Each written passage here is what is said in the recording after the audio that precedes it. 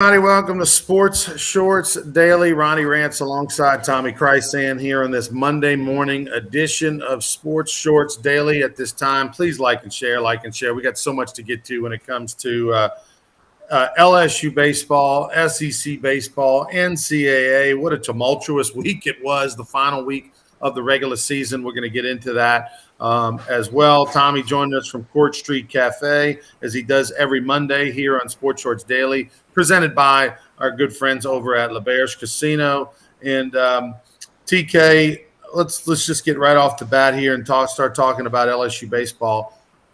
I mean, look, the most optimistic fan in the history of the world, Dylan Cruz's daddy, who has no reason to be negative because his son's arguably the best player in the country, and he's probably happy every day of his life. I mean, like, there's nobody ever that saw this coming, that LSU not only would sweep at Vanderbilt. I mean, there's nobody that saw that right there. Just leave it right there. Nobody realistically thought LSU had any chance of sweeping in Vandy. But not only did they sweep, they absolutely dominated. And I'm going to go out on a Ron limb here and say this was the greatest performance by an LSU baseball team on the road in LSU baseball history, from a standpoint of putting the throat for 3 straight games putting their foot on the throat of their opponent. Well, Ronnie, they scored 42 runs. Ben McDonald said during the broadcast, you got to dig real deep to find out the last time Vandy gave up 42 runs at home in a 3-game SEC series. But no, Ronnie, I saw just about every inning of the 3 games. And I agree with you. Nobody thought, okay, they won game 1. Nobody still thought they would sweep. They win game 2. Nobody still was thinking, okay, they're going to sweep. Then they fall behind 6-0 in game 3. So you're going, okay, sweeps out the window. Guess what? 9 RBIs by Joe Bear, hitting 2 doubles by Cranford. That ought to be the headline. 2 doubles by Cranford. They get the thing, they get it done. Wow. Now, you got a couple of, Barry gets hit on the left hand to go with the right finger thing. Doty separates his shoulder going for a ground ball with an 11-run lead. Shows you that he plays the game the right way. And, they pop it back in right there on right field, And he went in the dugout, and it's his non-throwing shoulder. It's the left shoulder, and he's doing this, Ronnie. He's like working it out in the dugout. Now, I'm sure it was real sore the next day, and who knows what it is today. Jay Johnson's got a Zoom press conference at 2:30 today. I'm scheduled to join that, and I'm sure he'll update on Barry, Doty, Dugas, Milazzo. I'm sure we'll get that injury report as they are busing the Hoover this morning from Nashville and going to, do the workouts there. Dylan Cruz will also be a part of that Zoom press conference, so we'll get an update there. But LSU is seeded number 4. They finished 4th overall. Hey, how about a tip of the hat to Nolan Cain and the guys at the Aggie Land that win the West? First time ever. Yeah. So that's great for Nolan Cain, great for Schlossnagle. I guess canceling that game didn't hurt too much, huh? But anyway, so LSU gets the 4 seed, and they get they'll play Wednesday night against the winner of Auburn and Kentucky. There we go. Nookie's the first one with it. Happy birthday, Ronnie. Thank you, Ronnie. Don't look a day over 49, I can tell you. It's unbelievable. 50, guys, 50. I mean, it's just unbelievable, Nookie. Ronnie, you're halfway. Ronnie, you are halfway to 100. When I was born, I have a grandmother who is 95 and a half and is, still kicking. Yeah. 95 and a half, lives on her own. She's got people, obviously, that check in on her and neighbors and people but she's 95 and a half, Coach. And she was younger than me when I was born. That's my grandmother. Then I can remember when I was, 5, 6 years old. She was an old lady in my eyes, and she was my age, just about. So it's scary, man. And look, I hope AARP lost my address. I don't want to see that card. I don't want any mailers or anything for that crap. Believe me, they're going to find you. Trust me, because I've been there, done that a few years ago. Back to LSU. Ronnie, what a situation for this team. And now the big question is, will they host a regional? There's a lot of questions, some things flying around. They're 23 in the latest RPI. But as you pointed out, Ronnie, Vanderbilt's 5 in the latest RPI, and LSU just swept them in Nashville. There's some other teams ahead of LSU in the RPI who have losing conference records Obviously, LSU does not. They get the 17 wins. Wow. So there's still some stuff to be determined. All 4 to play-in games tomorrow or on the SEC Network, and then LSU plays the late game Wednesday. Ronnie, we've all been down this road. That game could start at 9:30 that night if there's rain delays, if there's extra innings in the 3 games before it, whatever. But Jay Johnson's team have put themselves into a good spot going into this SEC tournament in Hoover. And it should be a heck of a tournament over there in Hoover. I mean, Tennessee's been the cock of the walk all year long. David DeLucci says that's the best baseball team top to bottom that he's ever seen at the collegiate level.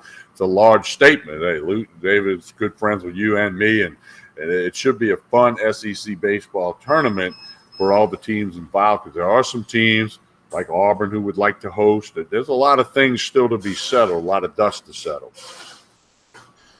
So let me tell you a little bit. Let's talk a little bit about this NCAA postseason. First off, 17 wins in the for LSU going into the season.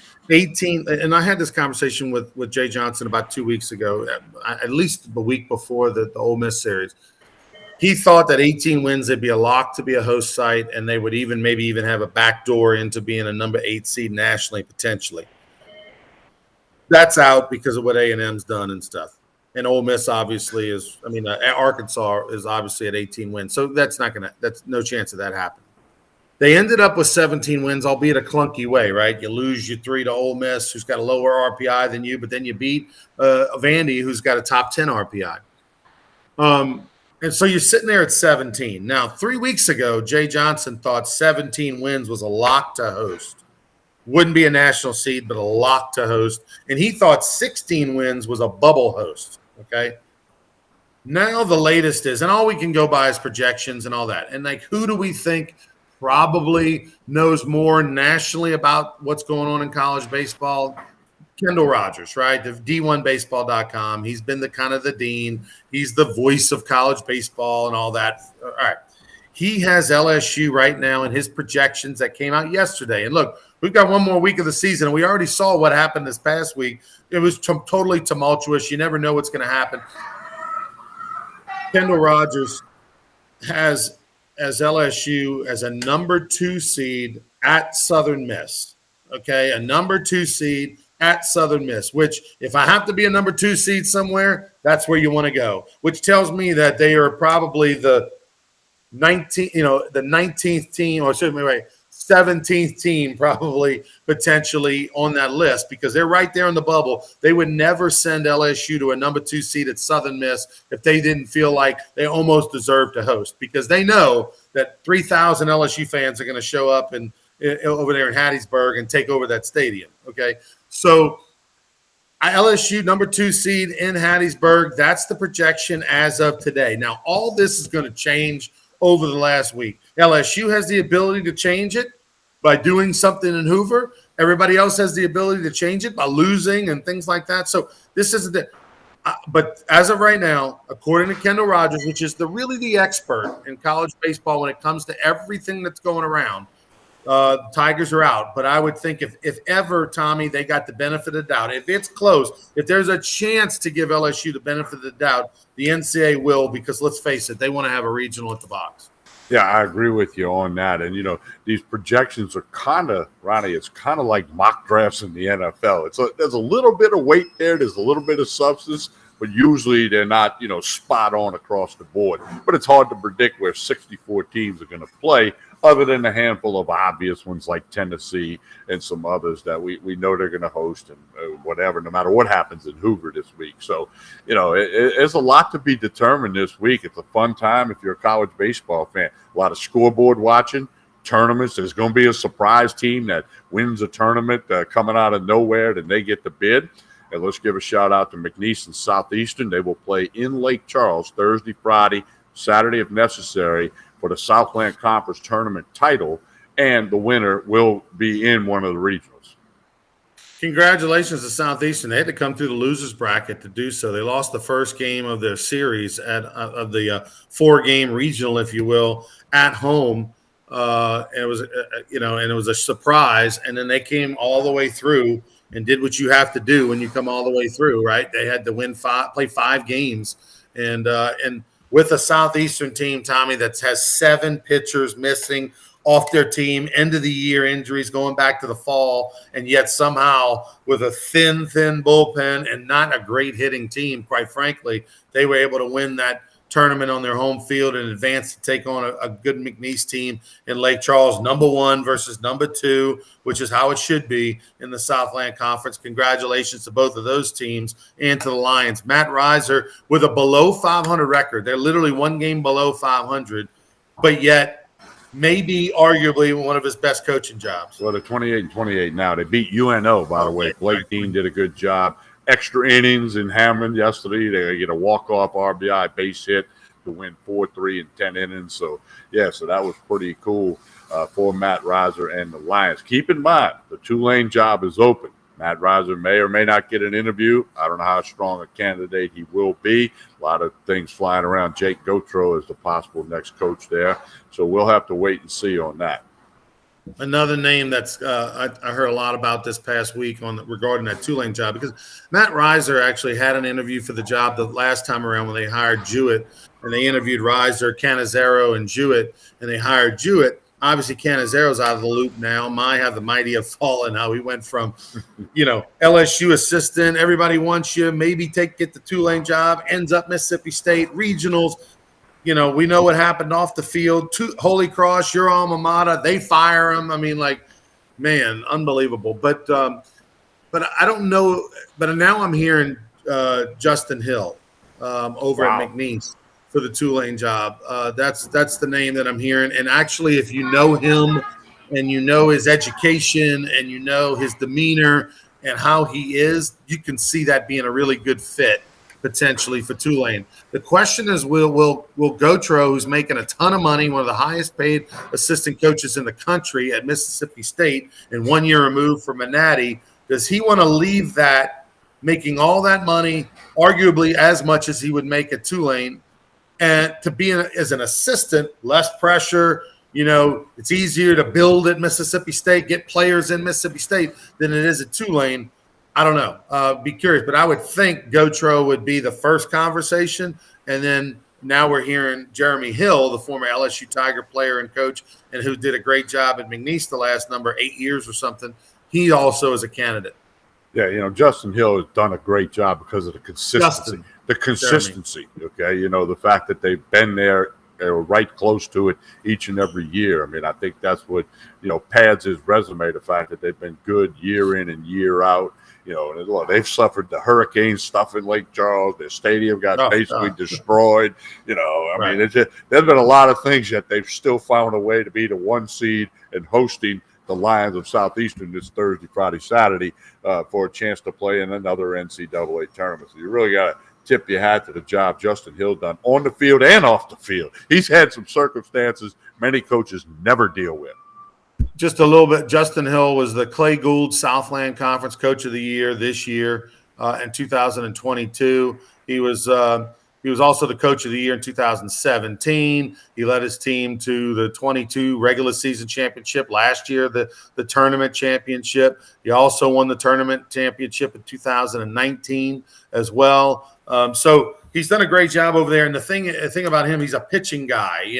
That's his expertise. He was a pitching coach at Southeastern and ULM. He's a pitching guy, whereas Jewett was a hitting guy. And you always kind of go after the guy that you just replaced. And Chance saying that McNeese wins, their men and women will both make regionals this year. That's right. And congratulations to McNeese's women. For the first time ever, they made it to a regional final. So that's what's happening there. As far as the LSU, let's get back to LSU for a minute. Dylan Cruz, Tommy. Now, he's not going to be the MVP of the SEC. Trey Lipscomb is going to be the MVP over at Tennessee. His numbers are pretty much identical, really. They both have 21 homers. They're both hitting around 350. But Tennessee's the number 1 team in the country and all that. So Lipscomb's, it may be Coe at best, but probably Lipscomb's going to be the MVP. Dylan Cruz would either be second or the co. But I wouldn't trade Dylan Cruz for any other player in the country. From what he does defensively to what he does offensively, the quality of person he is and teammate he is, it's a no-brainer. I agree. I think he's the best player in America. You'd have to really prove something to me to show me somebody that's better. 5-tool player. I always throw in the 6-tool, the baseball IQ. He knows the game of baseball. He's not going to make a mental error. And look, I talked with Coach Canterbury on Sports Shorts Radio, second hour the other morning. I'm like, when you can lead off and hit the ball out of the park, that's big. I mean, that's why Ricky Henderson's a Hall of Famer, because he could lead off, he could hit the ball out of the park, he could run. Dylan Cruz can do all that. I'm not saying he's Ricky Henderson yet, but he's that kind of ball player, and then he's outstanding in center field. Don't sleep on his arm. He's got one of the strongest arms in the outfield, and so. Hey, enjoy watching him play. And guess what, LSU fans? You get to watch him again next year. He's not draft eligible, so he'll wear purple and gold next year. And he is on record saying, hey, one of the best decisions in his life is playing baseball at LSU, and he's going to get to do it again another year. But there's still work to be done this year. No question about it. Let's see. Let's get caught up in some of the comments here. I'll go over here to the side. First off, thanks for all the happy birthday wishes. Nookie, happy birthday to you. 59 last week. Let's see. I agree with you, Nookie. Screw the AARP. Hate those guys. Who wants to get that letter? You're right. Let's see. Chance, the weather is going to wreak havoc on the SEC tournament. Tommy, LSU plays the late game Wednesday night. That game never starts on time. You throw in weather potentially Tuesday and Wednesday. Who knows when and LSU's going to play? They may not even play Wednesday. They may end up not playing their first game Thursday or something. Which would be good because of all the injuries. A little silver lining there. Yeah, I mean, how about Barry's hands? Huh? You eat with those things? My goodness. Got to have your hands to hit. I don't know nothing about hitting. I don't know anything about hitting, but I know you got to have hands. Yeah, I mean, look, the guy's got a stress fracture on a finger, and in the other hand, he got hit on the ball, and the ball got hit by a pitch.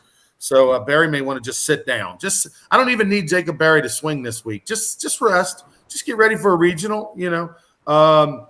Yes, the Nookie Tulane did fire their coach. They fired their coach Jewett like a week ago. We could go. Let's see. Are the Cajuns and Louisiana Tech getting in? At the moment, Tech in, Cajuns out. That's the projections there. And look, and I talked to the Cajun coaches. They know they have to win the Sun Belt tournament. They went to Texas State, who's the number one team in the league, the final weekend of the series. And look, UL, I believe, went 21-9 or 20-10 or something like that in their league. They had a really good year in their league, just didn't win enough games outside of their league. And so their RPI is too low. They're like last four out, according to Kendall Rogers. They had a chance. Had they gone to San Marcos, when they went to San Marcos, Texas, not this past weekend, the weekend before, had they won that series, then they would be in, regardless of what they did, because San Marcos, but they went and got swept, which means now the only chance for them is to win the Sun Belt Conference tournament. But the way they're playing, it is possible. Jeremy Hill could definitely handle the job. Nookie, Justin Hill, rather. Thank you. Appreciate that. If you follow this show, you know I get names wrong all the time. If McNeese wins, their men and women will both make the regionals this year. Does Lipscomb hit the ball harder than Cruz? Wes talking about the combination.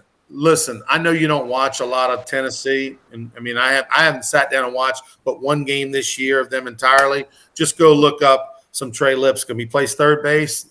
He's a dude. Let's see. But I agree with you. I would take Dylan Cruz over him, but I'm just saying usually the best player and the best team wins the awards, Heisman, etc. Wes says his opposite field power is incredible. Tommy, talk about that for a minute. Like, I always believe this. If a guy can hit the ball the other way consistently and hit it hard, a la Trey Morgan, a la DJ LeMahieu, a la Dylan Cruz, you're going to play in the big leagues. Like, everybody can pull the ball. Not a lot of guys can constantly hit backside with power or, hit the ball consistently the other way, but yet still fast enough to go inside. I saw, and Dylan Cruz is that guy. Yeah, and all major league scouts, that's one thing they look for. I mean, we saw Doty hit one out of Minute Maid Park into right field this year. And Alex Bregman was in the box, guest announcing thing when that happened. He said, hey, you can do that. That shows extreme ability, extreme power. And Ronnie, remember Reggie Jackson, huh? Yeah, Mr. October. I read a book on him one time, and he said he knew his swing was perfect when during batting practice he could just poke the ball over the left field fence. Obviously, he batted left-handed. He said that's when he knew his swing was perfect, and that's the power going the other way. I coached travel ball for many years. I told kids all the time, you got to be able to hit it hard and hit it the other way. I used to tell them, right, if we hit 3 balls the other way, we're going to win the game. Okay, and we had to focus on that because I know how important it is, and you just magnified it and pointed it out. But yeah, and Dylan Cruz can do that without a question. There's nothing he can't do with the baseball at the plate. He's the real deal, best player in America. The best player in America. I agree with that. Craig, thank you so much. Happy birthday, Rougarou. There you go. I appreciate it, Craig. Speaking of the Rougarou, don't forget the Baton Rouge Rougarou summer college baseball team this summer in action. Wood bat, like so minor league baseball, but with college players. Wood bat league starts. Our first home game is June 7th. All games at night, 7 o'clock at night. All games live streamed on the Texas Collegiate League Baseball website, on our Facebook, on our website, excuse me. And you can get to that going through drrougarou.com. And we're going to have alcohol and daiquiris and a cool zone and all kind of things going on at the ballpark. So hope to see you there. Go to brrougarou.com, brrougarou.com. Tommy, tell us about Court Street before we get out of here. Court Street Cafe, got the daiquiri machines flying, breakfast, lunch, dinner, Monday through Saturday. Look, they do a great job on Facebook and Instagram posting the lunch specials, the dinner specials, and everything else that they got going on. Court Street Cafe. Ronnie, it took me less than 15 minutes to get here this morning. A couple of minutes other side of the bridge. Nice patio out front. Court Street Cafe, little bar room in the back. You can kind of see that behind me a little bit. Great place for breakfast, lunch, dinner. Jason and the staff do a tremendous job. If you haven't stopped by, you need to do that real soon. Court Street Cafe. We want you to check it out. Thank you, Rachel. Appreciate it. Happy birthday. Thank you so much. Let's see, Craig, TK, and Stephen Miller on the stream broadcast. Well, TK will be. If Stephen comes to a game, we'll put him on the air to say hello to everybody, one inning. Where do they play home games, Wes asked. It's at Pete Goldsby Field, which is next to Memorial Stadium in Baton Rouge. So when you're on 610, when you're going by downtown, when you're going over there to the by the state capitol, Wes, it's right there next to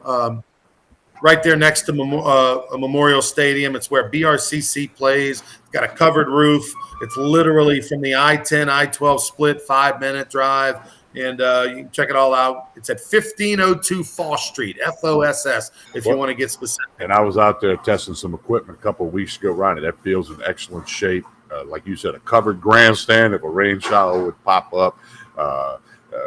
It's a great ballpark. When I played college baseball, that was Southern's home field. So it's got a lot of history, a lot of stories there, and a fun ballpark. And I know the Rougarou games at Pete Goldsby Field, a lot of fun. Fireworks on Friday nights. Like you said, the beer, the daiquiris, the food, lots of cool stuff. It's going to be a fun family experience.